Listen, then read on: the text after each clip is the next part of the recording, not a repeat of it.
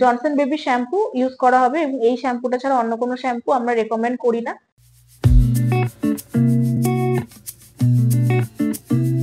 আজকে যে পেশেন্টটার কন্ডিশন আপনারা দেখতে পাচ্ছেন, এনার ঠিক 10 দিন আগে এখান থেকে হেয়ার ট্রান্সপ্লান্ট করা হয়েছে এবং আজকে ঠিক 10 দিনের মাথায় উনি হেড ওয়াশ করতে এখানে এসেছেন। তো প্রথমেই বলে থাকি যে ওনার কন্ডিশনটা দেখতে পাচ্ছেন যে এই এরিয়াটা জুড়ে ওনার ট্রান্সপ্লান্টে ইমপ্লান্ট করা হয়েছে গ্রাফট গুলো, এবং এই এরিয়াটাই কিন্তু ওনাকে আজকে হেড ওয়াশ করে ক্লিন করতে হবে। এবং বাড়িতেও যারা ভাবছেন হেড ওয়াশ কিভাবে করবেন তারা এই ভিডিওটা দেখতে পারেন। দেখতে পাচ্ছেন যে ভিডিওটিতে ওনার কন্ডিশনটা, হেয়ার গ্রাফট গুলো যেগুলো ফলিকুল গুলো লাগানো হয়েছে সেগুলোর গোড়ায় কিন্তু ব্লাড ক্লট জমেছে কিছু। এগুলো একদম ভয় পাওয়ার কিছু নেই, এগুলো সম্পূর্ণ ন্যাচারাল একটা জিনিস। এগুলো সবারই সাধারণত হয়ে থাকে যারা যারা হেয়ার ট্রান্সপ্লান্ট করেছেন। ব্লাড ক্লট গুলো আস্তে আস্তে জমতে থাকে 10 দিনের মাথায়, এবং এগুলো আজকে কিভাবে ক্লিন করব সেটাই চলুন দেখে নেওয়া যাক। প্রথমেই কিন্তু জনসন বেবি শ্যাম্পু ইউজ করা হবে এবং এই শ্যাম্পুটা ছাড়া অন্য কোনো শ্যাম্পু আমরা রেকমেন্ড করি না। বাকি শ্যাম্পু গুলোতে কেমিক্যাল থাকে, এই শ্যাম্পুটায় কোনো কেমিক্যাল থাকে না। তো এই শ্যাম্পুটা দিয়ে কিন্তু ওনার হেড ওয়াশ করা হচ্ছে, এবং এই শ্যাম্পুটা একটি গজ কাপড়ে নিয়ে ওনার যেই ইমপ্লান্ট এরিয়াটাতে পুরোটা ভিজিয়ে একদম শ্যাম্পুটা দিয়ে রাখা হবে 10 থেকে 15 মিনিটের জন্য।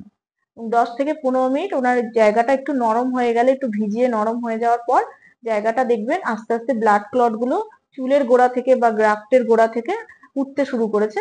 আস্তে আস্তে আঙুল দিয়ে বা একটা গ্লাভস পরে নেবেন সব সময়, যাতে হাত নোংরা, হাত একদমই মাথায় লাগাবেন না, এটাতে কিন্তু ইনফেকশন আসতে পারে, বা কোনো রকম নখের ব্যবহার করবেন না। গ্লাভস পরে একটু গজ কাপড়ে শ্যাম্পুটা নিয়ে ওনার ওই জায়গাটা রাব করতে হবে। হালকা হাতে রাব করবেন, বেশি প্রেসারাইজ করবেন না জায়গাটাতে।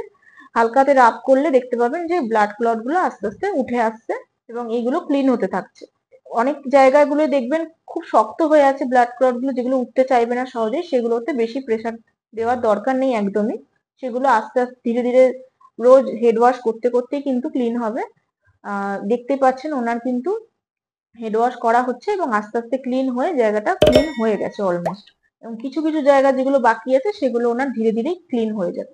এভাবেই হেড ওয়াশ আপনারা যারা বাড়িতে করবেন এভাবেই করবেন, ভয়ের কিছু কারণ নেই। হেড ওয়াশ করার সময় কিন্তু দেখতে পাবেন দু একটা চুল হাতে উঠে আসছে, এগুলো একদমই ভয় পাবেন না যে গ্রাফট উঠে আসছে। 10 দিন থেকেই কিন্তু শেডিং ফেজটা শুরু হয় আগামী 3-3.5 মাস পর্যন্ত।